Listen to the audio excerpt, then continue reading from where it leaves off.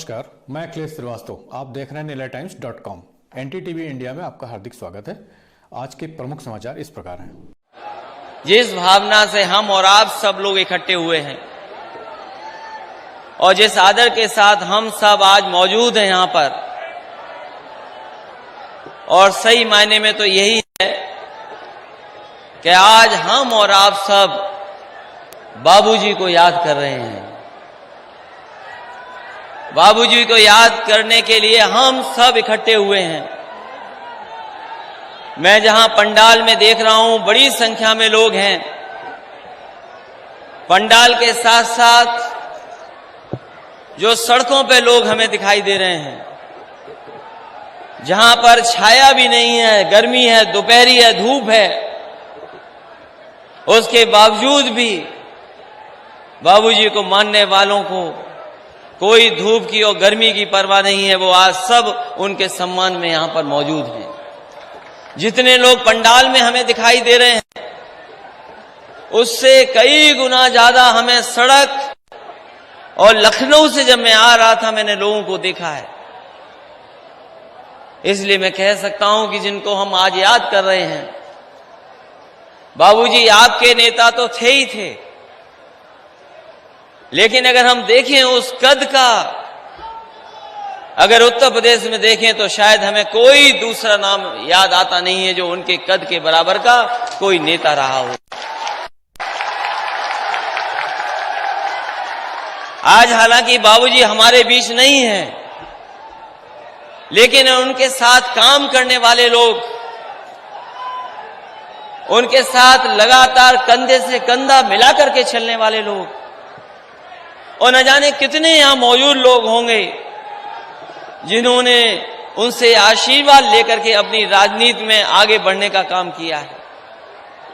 यहां जितने उनके परिवार के लोग खड़े हैं या मंच पे परिवार के लोग हैं, मैं उनका जितने सहयोगी साथी आए हैं उनका मैं धन्यवाद देता हूं कि सही मायने में उनको यही श्रद्धांजलि है कि हम सब लोग मिलकर के आज उन्हें याद कर रहे हैं।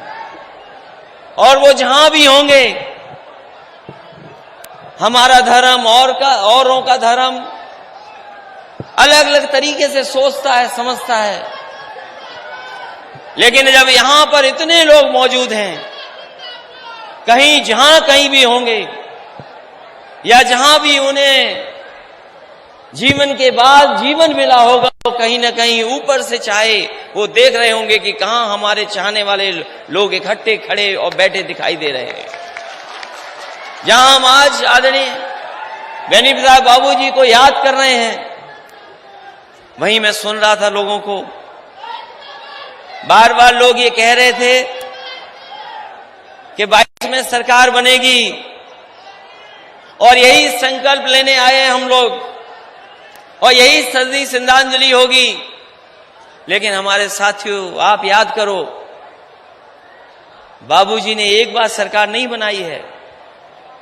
बाबूजी के चाहने वाले, उनके साथ चलने वालों ने उत्तर प्रदेश में कई बार सरकार बना करके आगे बढ़ाने का काम इस विचारधारा को किया है। आज जरूर हम लोग 22 का सोच रहे हैं, लेकिन सोचो जरा पीछे पलट करके, उत्तर प्रदेश में अगर नेताजी के साथ दुख दर्द में, परेशानी में और राजनीति की चाहे वो ऊंचाइयां रही हों और राजनीति की कहीं अगर थोड़ी बहुत इधर उधर वाली बात हुई हो, अगर कोई खड़ा दिखाई दिया है, तो मैं समझता हूं बाबूजी हमेशा नेताजी के साथ और समाजवादी विचारधारा के साथ खड़े दिखाई दिए। और वो नेता ऐसे हैं, ऐसे नेता रहे वो, जब कह दिया उन्होंने, मुझे याद है लोकसभा का,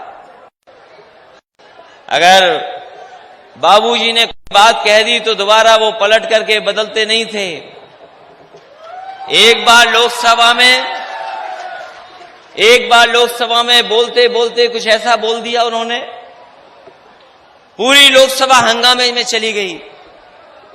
यही बीजेपी के पार्टी के लोगों ने न जाने क्या क्या कहा और कहा कि लोकसभा तब तक नहीं चलेगी जब तक बेनी प्रसाद वर्मा जी अपने बात जो कही है वो वापस न ले लें।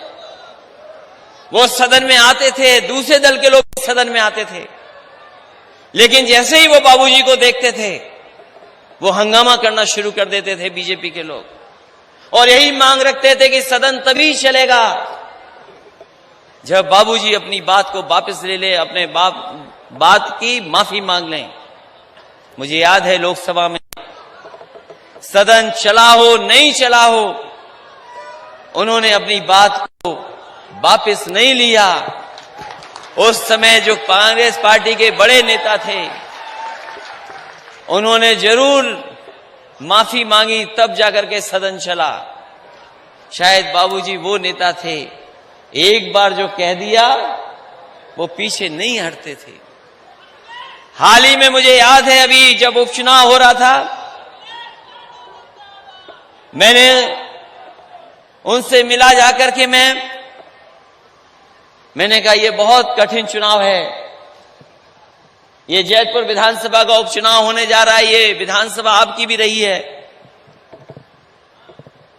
और ये बहुत ही महत्वपूर्ण चुनाव होगा क्योंकि सरकार से हमें लड़ना है। जब मैं जाकर के उनसे मिला, उन्होंने कहा कि ऐसा करिए कि हमारे कहने से टिकट दे दो। मैंने कहा बाबूजी टिकट तो मैं दे दूंगा आपके कहने से, लेकिन मैं स्वास्थ्य देख रहा हूं, आपका स्वास्थ्य ऐसा नहीं है कि आप क्षेत्र में चले जाओगे। उन्होंने कहा कि आप चिंता मत करना, टिकट दे दो, हमें चाहे फोन पर संपर्क रखना पड़े, फोन पर बात करनी पड़े, हम आपको जिता करके भेज देंगे। और मैंने उनकी बात पे भरोसा किया। और आप सब जानते हैं, यहां पर हमारे गोप जी से लेकर के सब जानते हैं, जितने नेता बैठे हैं, कि उन्होंने जो फैसला कराया, न जाने सरकार क्या क्या करती रही, न जाने सरकार के लोग क्या क्या करते रहे, लेकिन उसके बावजूद भी समाजवादी पार्टी को उन्होंने जिता करके भेज दिया। मैंने बाद में जानकारी की, मैं जब जानकारी कर रहा था, जब बीच में चुनाव के दौरान मुझे पता लगा कि न जाने कितने लोगों से फोन पे बात की उन्होंने, जो प्रधान थे, नहीं जीत पा रहे थे, महत्वपूर्ण कार्यकर्ता थे, जो लोग पार्टी के समर्पित थे, या कुछ लोग जो दूसरे दल में चले गए थे, वो इस दल से नाराजगी रखते थे, उनसे भी फोन पे बात की। और जानते होंगे कि एक एक कार्यकर्ता नेता से बात की और वही बाई इलेक्शन आपकी समाजवादी पार्टी ऐतिहासिक वोटों से जीत करके यहां पर जीत दर्ज कराई। ऐसे बाबूजी थे जिन्होंने दूसरी पार्टी के लोगों को मोड़ करके समाजवादी पार्टी में खड़ा कर दिया। इसलिए जब हम उन्हें याद कर रहे हैं, उन्हें श्रद्धांजलि, हम यही कहना चाहते हैं कि यहां के लोगों ने और यहां की जनता ने हमें का साथ दिया है। और बाबूजी लगातार जीवन भर जिन लोगों को कभी सम्मान नहीं मिला उनके लिए लड़ते रहे हैं। वंचित लोग जिन्हें अभी मुख्य धारा में अभी नहीं ला पाए हम लोग, वो लोग जो हमारे पिछड़े हैं, वो जो लोग हमारे अल्पसंख्यक भाई हैं, आजादी के इतने वर्षों के बाद भी जिन्हें सम्मान मिल जाना चाहिए था, हक मिल जाना चाहिए था, वो नहीं मिल पाया। वो जीवन भर उनके लिए कोई संघर्ष करता रहा। तो आदरणीय हमारे बेनी प्रसाद वर्मा जी लगातार उनके बीच में काम करते रहे, उनको आगे बढ़ाते रहे। उन्होंने कहां से अपना जीवन शुरू किया होगा, अभाव की चीजें, अभाव रहा होगा चीजों का, वो गरीबी से निकल करके और गरीबों के लिए कभी पीछे नहीं हटे। वो अगर उन्हें लड़ना भी पड़ा होगा वो लड़ गए होंगे, लेकिन अपने सिद्धांत से उन्होंने समझौता नहीं किया।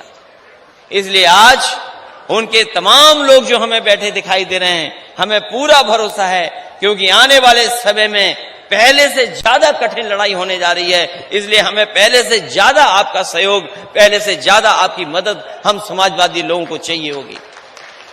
आज जब मैं राकेश वर्मा जी से मिला तो यहां पर बहुत सारे लोग नहीं जानते होंगे, ये हमारा इनका कोई संबंध पॉलिटिकल संबंध नहीं है, राजनीतिक संबंध नहीं है। ये लोग और यहां पर जो अभी आवाज भी दे रहे हैं वो नहीं जानते होंगे कि हमारा इनका क्या संबंध है। यहां जितने लोग बैठे हैं वो शायद ये बात नहीं जानते होंगे। हालांकि राजनीति में राजनीति करने वाले लोगों को तो बहुत शादियां अटेंड करनी पड़ती हैं, दिन भर कार्यक्रम बना रहता है कि कितनी शादियों में जाना है हमें। लेकिन बाराबंकी के लोगों और हमारी पार्टी के नेता शायद ये बात नहीं जानते होंगे। अगर बाराबंकी में सबसे पहले मैंने कोई शादी अटेंड की है और बाराबंकी की है तो शायद वो राकेश वर्मा जी थे। पहली शादी, तो हम तो राजनीति में भी नहीं थे। तो ये हमारा कोई आज का बहुत पुराना संबंध है और हम आपको भरोसा दिलाते हैं कि राजनीति में जिस तरीके से नेताजी के साथ बाबूजी लगातार खड़े रहे, उसी तरीके से राकेश वर्मा जी को भी साथ हम समाजवादी लोग साथ लेकर। मुझे याद है कि राजनीति में बहुत उतार चढ़ाव आते हैं, राजनीति में बहुत उतार चढ़ाव आते हैं, लेकिन हम आपको भरोसा दिलाते हैं कि समाजवादी लोग जिसके साथ एक बार खड़े हो जाते हैं दोबारा पीछे नहीं हटने का काम करते हैं। ये समाजवादी लोगों का हमारा चरित्र है। जहां तक आज के राजनीतिक परिस्थितियों का सवाल है, अगर बाबूजी होते तो शायद हमें और आपको सबको संघर्ष में धकेल देते, क्योंकि जिस तरह का लोकतंत्र को खतरा है, आज कोई परवाह नहीं कर रहा है कि लोकतंत्र और संविधान हमें क्या अधिकार देता है। आज जिस रास्ते पर भारतीय जनता पार्टी है, अगर यही रास्ता बना रहा तो शायद हमारे जो अधिकार हैं उनको अधिकारों को छीन लिया जाएगा। अगर जो लोग इतिहास के पन्ने जानते होंगे वो याद करें कि इस देश में एक ईस्ट इंडिया कंपनी आई थी। वो एक कंपनी थी, कारोबार करने आई थी, वो बाजार दे करके कारोबार कर रही थी और यहां से न जाने कितना बड़ा बड़ा कारोबार किया उन्होंने। और वो ईस्ट इंडिया कंपनी कब सरकार बन गई कोई जाना ही नहीं। केवल एक कानून पास हुआ था, जो कंपनी थी ईस्ट इंडिया कंपनी थी जो कारोबार करने आई थी, उसमें एक कानून पास हुआ, वही कंपनी सरकार बन गई। और जिन हालातों में हम और आप लोग देख रहे हैं, देश की जो परिस्थितियां बन गई हैं, ये भारतीय जनता पार्टी के लोग लगातार सरकारी चीजों को कंपनियां बना रहे हैं। और सोचिए कभी अगर सरकारी चीजें कंपनी बन जाएंगी तो हमारे आपके अधिकारों का क्या होगा। जिन अधिकारों के लिए समाजवादी आंदोलन न जाने कितने हुए हैं, यहां पर बैठे हुए न जाने कितनी लड़ाई लड़ी होगी, अगर चीजें प्राइवेट हाथ में चली जाएंगी तो बताओ आपके आरक्षण का क्या होगा, आपकी नौकरियों का क्या होगा। जो अधिकार मिल रहे थे आपको संविधान से, उन अधिकारों का क्या होगा, ये सबसे बड़ा सवाल है। और यहां तो हम जानते हैं ये सब खेती करने वाले लोग हैं। ये जितने बैठे हमें दिखाई दे रहे हैं ये सब खेती से जुड़े लोग हैं। कोई बड़ा कारोबार वाला नहीं है, सब अपना खेत में खेती करते हैं। तो बताओ अगर ये अधिकार छीनने लगेंगे तो हमारी खेती का क्या होगा। अभी जो 3 कानून पास हुए दिल्ली में, याद रखना किसान भाइयों, ये कानून अगर जमीन तक पहुंच गए, धीमे धीमे ये कारोबार या आपकी खेती बड़े उद्योगपतियों के हाथ में आ जाएगी, बड़े कारोबार करने वाले लोगों के हाथ में चला जाएगा। तो जो मुनाफा मिलना है आपको, वो मुनाफा नहीं मिल सकता। अगर कोई जिम्मेदार है इसके लिए तो वो भारतीय जनता पार्टी है, जो 3 कानून लेकर के आई है हमारी आपकी जमीन छीनने के लिए। इसलिए हम कहना चाहते हैं इस मौके पर, जब बाबूजी को हम लोग याद कर रहे हैं, हम उनके आदर्शों पे चलने वाले लोग हैं, उनके दिखाए हुए रास्ते पे चलने वाले लोग हैं। ये कानून जो आ रहे हैं उनका लगातार समाजवादी पार्टी विरोध करेगी और जब कभी हमें मौका मिलेगा इन कानूनों को बाहर करने का काम समाजवादी लोग करेंगे, क्योंकि इन कानूनों से हमारे किसान और हमारे नौजवानों का भविष्य छिनने जा रहा है। इसलिए जहां किसान का सवाल हो, जहां किसान का सवाल हो, क्योंकि किसान ही हमारी अर्थव्यवस्था की रीढ़ है। ये जो वैश्विक महामारी आई, अगर किसी ने देश की अर्थव्यवस्था बचाई है तो हमारे गरीबों किसानों ने अर्थव्यवस्था बचाई है। अगर हमारे किसानों ने मेहनत नहीं की होती तो शायद हमारी अर्थव्यवस्था इतनी मजबूत नहीं दिखाई देती। हमारा किसान, गांव में रहने वाले लोग लगातार मेहनत करते रहे। उन्होंने इस बीमारी की परवाह नहीं की, और अगर बीमारी की परवाह की होती तो शायद हमें खाने को नहीं मिलता, हमारे पेट में अनाज नहीं पहुंचता।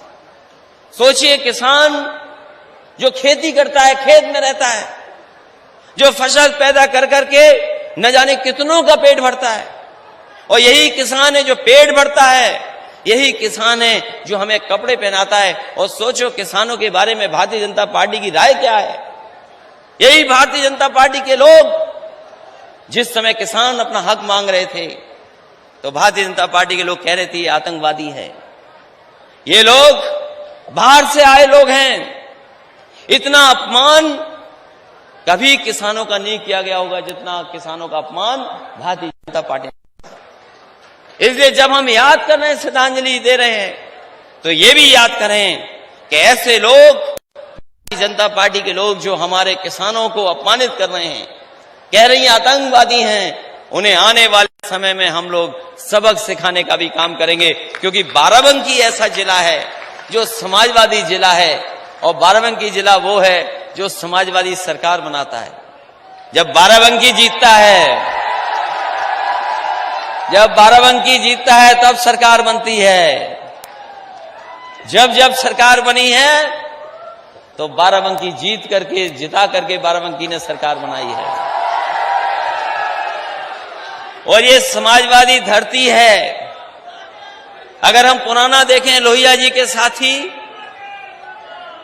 लोहिया जी के सिद्धांतों को आगे ले जाने वाले भी इस जमीन पर रहे हैं।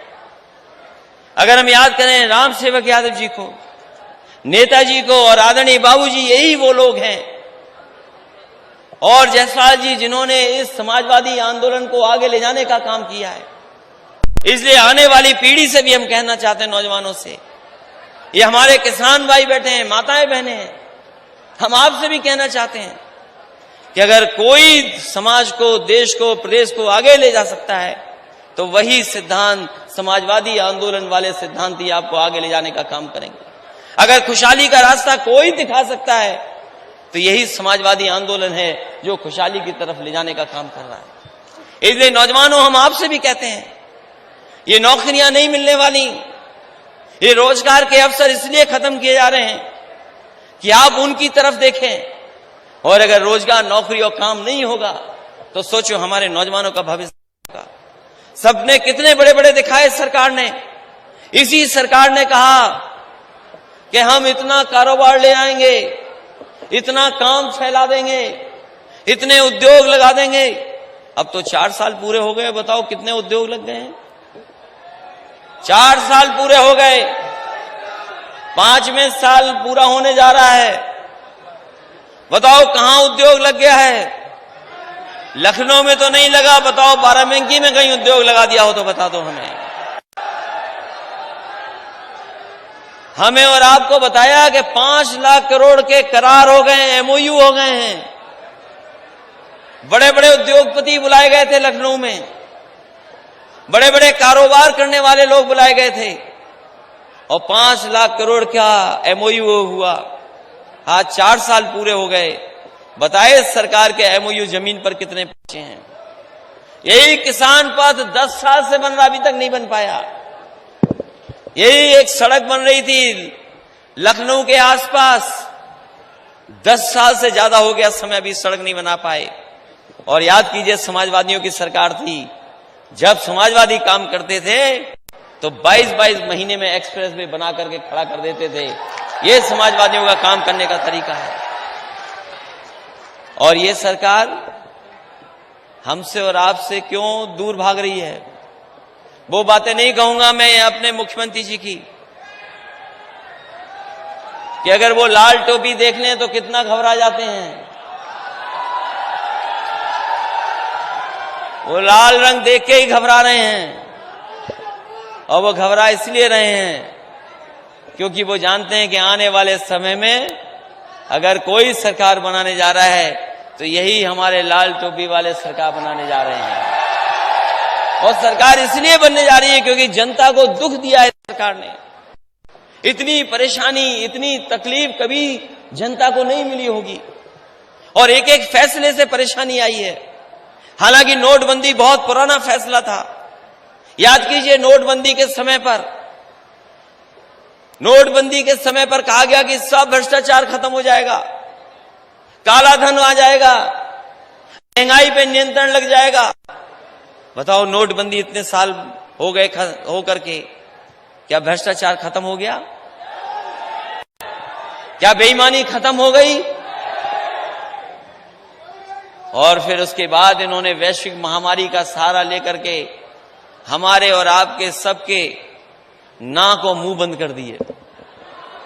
ऐसा फैसला लिया सरकार ने कि आप और हम सब नाक और मुंह बंद कर करके रहे।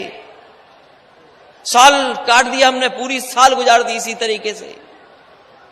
वैश्विक महामारी के नाम पर न जाने कितना अपमानित होना पड़ा, कमरों में रहना पड़ा, घरों में रहना पड़ गया।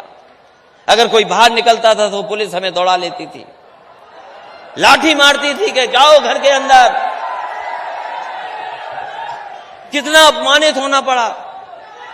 इतने बुरे दिन हम लोगों ने वैश्विक महामारी में देखे जितने शायद किसी ने भी बुरे दिन नहीं देखे होंगे। कारोबार छिन गया लोगों का, लोगों की नौकरी छिन गई। जो छोटा मोटा कारोबार करते थे सड़क के किनारे, उनका भी कारोबार खत्म हो गया। अब कारोबार नहीं शुरू हो पा रहा है। और यही लोग जो हम लोगों को कभी कभी डंडा दिखा करके डराते थे, ये भूल गए कि इनका भी वेतन सरकार ने काट लिया वैश्विक महामारी के नाम पर। कोई सरकारी कर्मचारी नहीं बचा, कोई सरकारी कर्मचारी नहीं बचा जिसका वेतन ना काट दिया हो। और यही पुलिस के वर्दी वाले पहनने वाले, इनका सबसे ज्यादा वेतन कटा है। तो वैश्विक महामारी के नाम पर हमें और आपको कितनी तकलीफ का सामना करना पड़ा।